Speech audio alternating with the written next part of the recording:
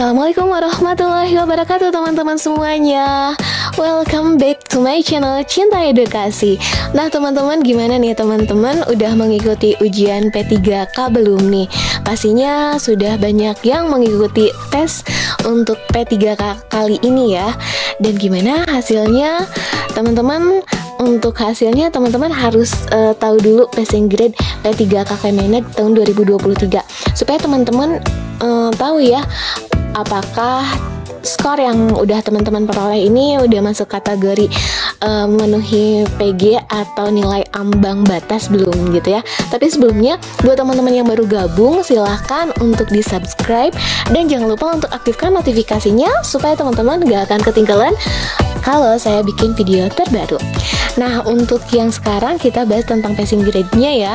Passing grade P3K Kemenag 2023. Nah teman-teman, passing grade diberlakukan dalam seleksi P3K atau pegawai pemerintahan dengan perjanjian kerja di Kemenag. Lantas berapa passing grade P3K di Kemenag?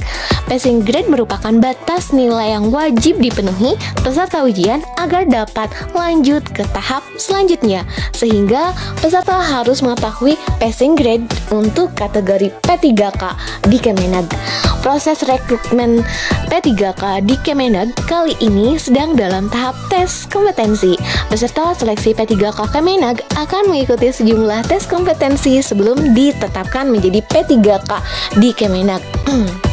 Dan untuk pelaksanaan tes kompetensi sendiri sudah berlangsung sejak 10 November hingga 4 Desember 2023.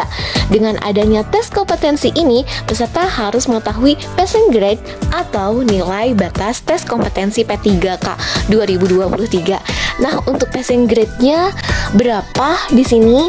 Nilai ambang batas dan passing grade P3K Kemenag 2023. Jadi ini teman-teman berdasarkan dokumen Permenpan RB nomor 652 tahun 2023 terkait seleksi kompetensi P3K 2023.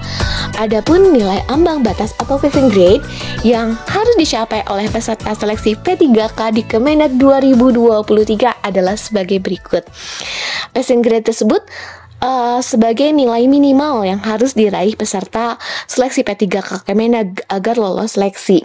Nah, di sini passing grade-nya yaitu nilai ambang batas P3K di Kemenag 2023 untuk seleksi kompetensi manajerial dan sosial kultural itu digabungkan teman-teman. Dan totalnya itu 117. Nah, sementara untuk nilai ambang batas P3K di Kemenag 2023 seleksi wawancara itu 24.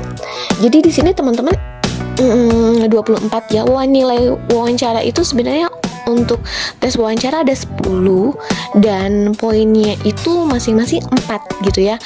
Jadi minimal teman-teman harus jawab itu 6 berarti ya, 24 dibagi 4 6 yang harus dapat nilai 4 gitu. Nah, di sini untuk yang sosial kultural sama manajerial itu digabungkan dan nilai ambang batasnya 117.